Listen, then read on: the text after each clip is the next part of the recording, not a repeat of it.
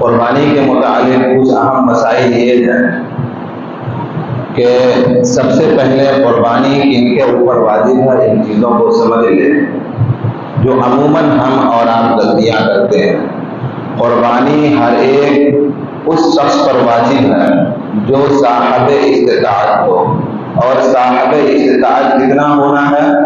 اتنی صاحب استطاعت ہو کہ وہ 52.5 تولہ چاندی یعنی کہ 612 گرام اور کچھ ملی گرام یعنی 613 گرام چاندی خریدنے کی طاقت رکھتا ہو، چاہے وہ کیش میں ہو یا سونے چاندی کی زیور کے شکل میں ہو، مال تجارت کی شکل میں ہو، اس کے اوپر قربانی واجب ہے۔ اور اس میں سال کا لگنا ضروری نہیں ہے۔ مثال کے طور پر اگر آج ایام قربانی ہے، 10ویں ذی الحجہ ہے، آج ہمارے پاس اتنی رقم نہیں ہے، ہم صاحب استطاعت نہیں ہے، ہمارے اوپر آج قربانی واجب نہیں ہے، لیکن بالفرض اگر کل ہمارے پاس یا پرسوں 12ویں ذی الحجہ کے اثر مغرب سے پہلے تک ہمارے پاس اتنی رقم آ جاتی ہے جس سے کہ ہم 52.5 تولہ چاندی خرید سکتے ہیں،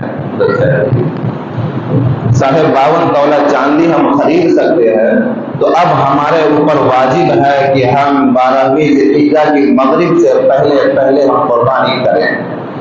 دوسرا مسائل یہ ہے کہ عموماً ہم اور آپ غلطی یہاں پہ کرتے ہیں کہ قربانی ہم اور آپ اپنے اوپر واجب ہونے کے باوجود ہم اپنے قربانی کو انجام نہیں دیتے، ہم اور آپ پہلے مرحومین کے نام سے قربانی کرتے ہیں۔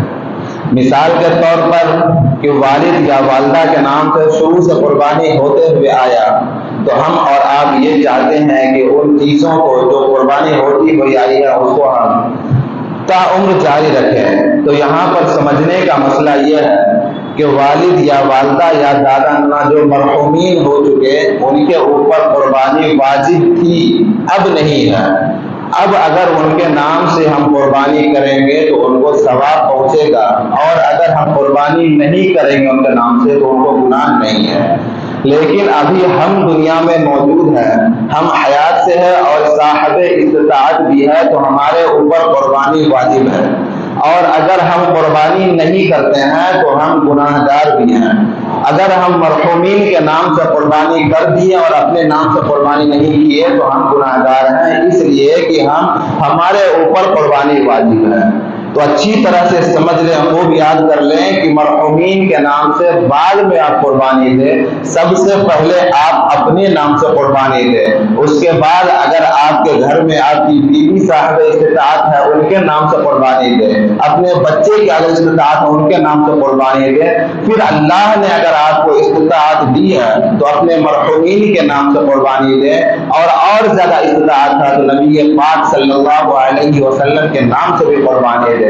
دوسرا مسئلہ یہ ہے کہ لوگ بہت سی جگہ یہ سمجھتے ہیں جہاں فیملی جوائنٹ ہے، ملی فیملی ہے، وہاں پر سارے لوگ صاحب استطاعت ہوتے ہیں، لیکن اس کے باوجود بہت سی گھروں میں یہ بات ہے کہ صرف ایک قربانی والد یا والدہ کے نام سے ہو جائے تو سب کا پورا ہو جاتا ہے۔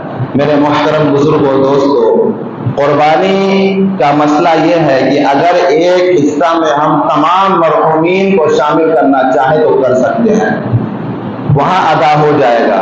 وہ صرف ثواب کی نیت سے، ایصال ثواب کی نیت سے اگر ہم ایک حصے میں تمام مسلمان کو اگر ہم ثواب پہنچانا چاہیں، شامل کرنا چاہیں تو وہاں کر سکتے ہیں، لیکن ایک حصے میں تمام گھر والوں کے قربانی کو کرنا چاہے تو کسی کی قربانی نہیں ہوگی۔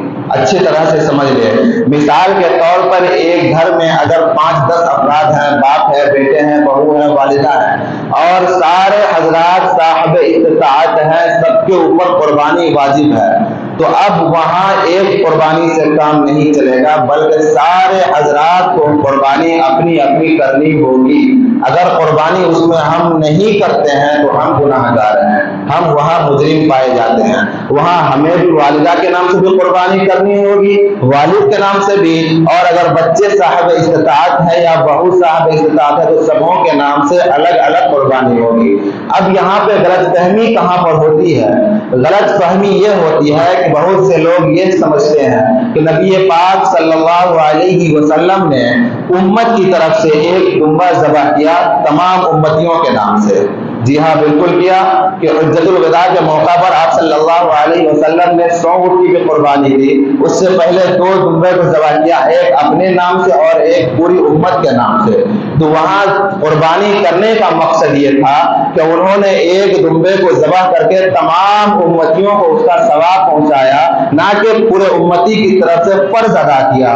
اگر پوری امت کی طرف سے فرض ادا کرتے تو آقا دو عالم صلی اللہ علیہ وسلم وہاں ارشاد فرماتے کہ ہم نے پوری امت کی قربانی کے فرائض کو ادا کر دیا۔ تو آپ صلی اللہ علیہ وسلم نے وہاں پر تمام امتیوں کے لیے قربانی دے کر اس کا ایصال ثواب امتوں کو کیا، اس کا ثواب پہنچایا امتیوں کو۔ تو اب یہی چیز ہے کہ اگر ہم ایک حصہ یا ایک جانور لے کر کے تمام مرحومین کو، یعنی حضرت آدم سے لے کر کے قیامت تک جتنے انسان آنے والے ہیں مسلمان، سب کو شامل کرنا چاہیں تو سب کو ایک حصے میں ہم ثواب کے لیے شامل کر سکتے ہیں۔ لیکن جب قربانی کرنے کی بات آئے گی تو اس میں ایک قربانی سب کے لیے زیادہ نہیں ہوگا، بلکہ سب کو الگ الگ قربانی کرنی ہوگی۔ اسی طرح سے قربانی کے لیے کچھ اور مسائل ہیں جو ضروری اور بغور سنے آدھی ادھوری بات سن کر کے کہیں ادھر ادھر افواہ نہ پھیلائیں۔ گزارش یہ ہے، بہت سارے لوگ آدھی ادھوری بات سنتے ہیں، بات سمجھتے نہیں، پھر ادھر ادھر بات پھیلاتے ہیں۔ تو ان سے گزارش ہے کہ اگر نہ سمجھ میں بات آئے تو وہ بعد میں آپ پوچھ سکتے ہیں، آپ ہم سے رجوع کر سکتے ہیں، سمجھ سکتے ہیں مسئلے کو۔ قربانی کا معاملہ اور یہ ہے کہ افضل اور اعلیٰ یہ ہے کہ ہم اپنی قربانی خود سے کریں۔ قربانی اگر ہم کو دعا یاد ہے یا ہم دیکھ کر کے پڑھ سکتے ہیں تو بہتر ہے، سب سے افضل طریقہ ہے کہ اپنی قربانی ہم خود سے کریں، جانور کو خود سے ذبح کریں، سب سے افضل طریقہ ہے۔ اور آپ صلی اللہ علیہ وسلم کا سنت یہ بھی ہے کہ قربانی کرنے کے بعد جو صبح سب سے پہلے اگر منہ میں کوئی چیز جائے، پہلا لقمہ کوئی چیز جائے تو وہ قربانی کا گوشت ہو جس سے ہم ناشتہ کریں۔ بہرکیف ایک مسئلہ پھر آپ کو بتا دوں کہ اگر آج ذبیحہ کے بعد قصائی حضرات کو اس چیز پر تاکید کر دیں کہ وہ برائے مہربانی اللہ کے واسطے اپنے منہ کو صاف کر لیں، پان گٹکا منہ میں نہ رکھیں، اور پھر سے اس بات کو سمجھ لیں کہ ذبح کرتے وقت جتنے حضرات چاقو پر ہاتھ رکھیں گے سب کو دعا پڑھنا ضروری ہے۔ کسی ایک نے بھی اگر دعا نہیں پڑھی تو جانور کا دعا کر وہ جانور حرام ہو گیا۔ پچھلے جمعہ بھی میں اس مسئلے کو بیان کیا تھا، بہت سارے حضرات نہیں سمجھ پائے، انہوں نے سوچا کہ جو پوری جانور کو پکڑیں گے اسے دعا پڑھنا ہوگا۔ کتنے لوگوں سے پوچھا کہ جو سر پکڑ رہا ہے، پیر پکڑ رہا ہے، اس کو دعا نہیں۔ چھری چلاتے وقت آپ نے دیکھا ہوگا کہ تھوڑی سی نس کٹی تو قصائی حضرات یا پھر دوسرے آدمی اس پر ہاتھ رکھ دیتے ہیں، تو بالفرض جتنے آدمی، اگر اس میں 2 4 6 8 جتنے آدمی چھری پر ہاتھ رکھتے ہیں سب کو کم سے کم بسم اللہ اللہ اکبر کہنا ضروری ہے۔ کسی ایک نے بھی اگر نہیں کہا تو وہ قربانی پھر وہ جانور حرام ہو جائے گا، اچھی طرح سے سمجھ لیں۔ دوسرا مسئلہ یہ ہے کہ ہمارے اور آپ کے گھر سے بہت سارے احباب باہر رہتے ہیں، انڈیا سے باہر ادر کنٹری میں، اگر ان کے نام سے قربانی یہاں ہمیں کرنی ہو تو اس کا کیا حکم ہے؟ تو اس کا حکم یہ ہے کہ اگر ہم قربانی کرنا چاہیں تو دونوں جگہ ایام قربانی کا ہونا ضروری ہے، یعنی کہ انڈیا میں بھی قربانی کے ایام ہونے ضروری ہیں اور باہر یعنی سعودی میں ہو، دبئی میں ہو، جہاں بھی ہو وہاں بھی ایام قربانی کا ہونا ضروری ہے۔ جیسے سمجھ لیں کہ سعودی میں کل عید الاضحیٰ کی نماز ادا کر لی گئی، اب اگر وہاں ان لوگوں نے اپنے قربانی دی، وہاں کے رہنے والے حضرات کی طرف سے اگر کل ہم یہاں قربانی دیتے تو قربانی نہیں ہوتی۔ اب آج چونکہ یہاں 10ویں ذی الحجہ ہے، سعودی میں 11 ذی الحجہ ہے، اب یہاں بھی ایام قربانی ہے اور وہاں بھی ایام قربانی ہے، تو اب اگر ہم وہاں میں رہنے والے حضرات کے نام سے قربانی دینا چاہے تو ہم دے سکتے ہیں۔ اسی طرح سے کل یہاں 11ویں ذی الحجہ ہے، وہاں 12ویں ذی الحجہ ہے، اب وہاں کے رہنے والے کے نام سے ہم کل بھی قربانی دے سکتے ہیں۔ پھر 12ویں ذی الحجہ کو یہاں ہم وہاں کے رہنے والے کے لیے قربانی نہیں دے سکتے کیونکہ وہاں ایام قربانی ختم ہو جائے گی، وہاں ایام قربانی परसों तक है हम कल तक है हम कर सकते हैं, परसों वहां के लिए कुर्बानी हम अदा नहीं कर सकते हैं। तो ये जरूरी मसाइल है, इस पर हम खास तौर पर रोशनी डालें और खास तौर पर इसमें हमें याद रखने की जरूरत है कि जो हजरात कुर्बानी करते हों अफजल तरीन है कि खुद से करें और अपने घर वालों की तरफ से भी करें। और अल्लाह ने जब इस्तिताअत दिया हो तो नबी पाक सल्लल्लाहु अलैहि वसल्लम के नाम से जरूर एक हिस्सा या एक कुर्बानी दें, क्योंकि नबी पाक सल्लल्लाहु अलैहि वसल्लम का बहुत ही एहसान और करम हमारे ऊपर है। उनके एहसान का अगर हम बदला देना चाहे तो ता क़यामत हम उनके एहसान का बदला अता नहीं कर सकते। नबी पाक ने अपनी उम्मती के लिए जब कुर्बानी दी है तो हमारे ऊपर भी जरूरी है, फर्ज बनता है कि हम नबी पाक सल्लल्लाहु अलैहि वसल्लम के नाम की कुर्बानी जरूर दें। लेकिन फिर मैं कहूंगा कि पहले अपनी कुर्बानी, पहले आप अपने कुर्बानी, आपके बाद आपके घर में जो साहब इस्तिताअत हैं उनकी कुर्बानी, उसके बाद अगर आपके पास उतनी इस्तिताअत है तो फिर मोमिन की और नबी पाक सल्लल्लाहु अलैहि वसल्लम की कुर्बानी। बहरकैफ वक्त कम है, सारे सबसे एक हज़ार खड़े हो जाएं, अंदाज़ जल्दी से कर लें, इंशाअल्लाह वक्त पर जमात खड़ी होगी। तो ये कुर्बानी के कुछ मसाइल हैं, आप लोग देखिए सारे सबसे एक एक आदमी खड़े होंगे चंदे के लिए। बाकी और नमाज के बारे में है कि ईद उल अजहा की जो नमाज हम अदा करेंगे इसके बारे में ये समझ लें, बहुत सारे हजरात कंफ्यूजन में रहते हैं और गौर से समाअत फरमा लें। नहीं सुनने की वजह से होता क्या है कि जब जमात खड़ी होती है तो हमें और आपको मालूम नहीं होता। अब नियत बांधने के बाद हम दाएं बाएं जो हमारे आजू बाजू में खड़े होते हैं उनको हम देखते हैं कि अब क्या कर रहे हैं, हाथ को बांधना है या खोलना है, ये हमारे समझ में नहीं आती बात। तो अच्छी तरह से समझ ले कि ईद उल अजहा की नमाज की नियत और तरीका क्या है, हमें कैसे नमाज अदा करनी है। सबसे पहली चीज कि हमने घर से ईद उल अजहा की नमाज अदा करने की नियत से मस्जिद की तरफ आए, ये हमारा नियत हो गया। और अफजल तरीका यह है जबान से इकरार करना अफजल उला है, सबसे बेहतर है कि जबान से भी हम इकरार कर ले, नियत कर ले। अब जबान से हमें नियत कैसे करनी है, नियत की मैंने 2 रकात नमाज ईद उल अजहा की, नियत की मैंने 2 रकात नमाज ईद उल अजहा की वाजिब 6 जायद तकबीरों के साथ वास्ते अल्लाह ताला के, पीछे इस इमाम के, मुंह मेरा काबा शरीफ की तरफ, अल्लाहु अकबर। यह नियत हो गया। एक दफा फिर नियत सुन ले, नियत की मैंने 2 रकात नमाज ईद उल अजहा की वाजिब 6 जायद तकबीरों के साथ वास्ते अल्लाह ताला के, पीछे इस इमाम के, मुंह मेरा काबा शरीफ की तरफ, अल्लाहु अकबर। यह नियत हो गया। अब अल्लाहु अकबर कहते हुए पहली तकबीर अल्लाहु अकबर कहेंगे, हाथ को कान के लौ तक उठाएंगे और हाथ बांध लेंगे। पहली तकबीर में हाथ को बांध लेना है, सना पढ़ेंगे, सारे हजरात को सना पढ़ना है।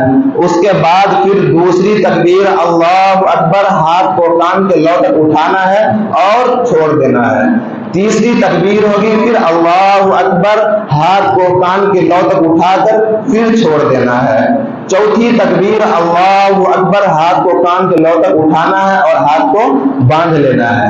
उसके बाद सूरह फातिहा की तिलावत होगी, कोई सूरह तिलावत की जाएगी। फिर जैसे हम नमाज अदा करते हैं पहली रकात वैसे ही रुकू सजदा करना है। फिर जब खड़े होएंगे दूसरी रकात के लिए तो सूरह फातिहा की तिलावत होगी, कोई सूरह उसमें तिलावत होगी। रुकू में जाने से पहले खास ख्याल रखना है कि रुकू में जाने से पहले 3 जायद तकबीर कही जाएगी। पहली तकबीर अल्लाहु अकबर, क़िराअत के बाद रुकू में जाने से पहले अल्लाहु अकबर, हाथ को कान के लौ तक उठाना है और छोड़ देना है। दूसरी तकबीर अल्लाहु अकबर, हाथ को कान के लौ तक उठाना है और छोड़ देना है। तीसरी तकबीर अल्लाहु अकबर, हाथ को कान के लौ तक उठाए छोड़ दिए। और चौथी तकबीर में बगैर हाथ उठाए रुकू में जाना है। तो यह नमाज का तरीका है, इस तरह से हमें नमाज अदा करना है। और अफजल तरीका यह है कि हम तकबीर तशरीक पढ़ते हुए आए और जब यहाँ से हम घर की तरफ जाएं तो दूसरा रास्ता अगर मुनासिब हो हमारे पास, अगर रास्ता मुहैया हो तो हम रास्ता बदल करके दूसरी तरफ से जाएं और तकबीर तशरीक को बुलंद आवाज से पढ़ते हुए जाएं। बुलंद आवाज से इतनी जोर से भी नहीं कि हमारे आजू बाजू में अगर गैर कौम हो तो उसको दिक्कत हो, इसका एहतियात करते हुए जाए। تیسری بات یہ عرض کرنی ہے کہ قربانی کے بعد ہمیں یہ خیال خاص ہونا چاہیے کہ ہمارے گھر کے آزو بازو میں ارد گرد میں گندگی نہ پھیلائی جائے. جانور کی کھال ہو گئی یا غلیظ ہو گیا یا بھوٹی ہو گئی، ان سب چیزوں کو ہم احتیاط کے ساتھ اپنے گھر کے پاس صاف صفائی رکھیں، تاکہ آنے جانے والے کو، چاہے مسلمان ہو یا غیر قوم ہو، کسی کو تکلیف نہ ہونی چاہیے. چونکہ تکلیف، یہ قربانی جو ہم کر رہے ہیں، یہ تکلیف دینے کا نام نہیں ہے، اور گندگی پھیلانا مسلمانوں کا کام نہیں ہے. اللہ کے نبی نے ارشاد فرمایا الطہور شطر الایمان، پاکی صفائی جو ہے مسلمانوں کے لیے آدھا ایمان ہے. اب ذرا سوچئے کہ ہمارے گھر کے آزو بازو یا ہمارے گھر کے آس پاس میں اگر گندگی پھیلائی تو ہمارا ایمان کیسے ہوا؟ ہم مسلمان ہیں، صفائی پاکی آدھا ایمان ہے، ہمارا ایمان پورا نہیں ہوا. تو اس چیز کا خاص خیال رکھیں کہ ہمیں قربانی کے بعد جو خون ہو یا غلاظت ہو یا جو بھی چیز ہو، اس کو اچھی طرح سے ہم پیک کر کے دور دراز جا کر کے پھینکیں، تاکہ نہ مکھی لگے، نہ کوئی بیماری ہو، اور نہ کسی کو اس چیز سے کوئی تکلیف ہو.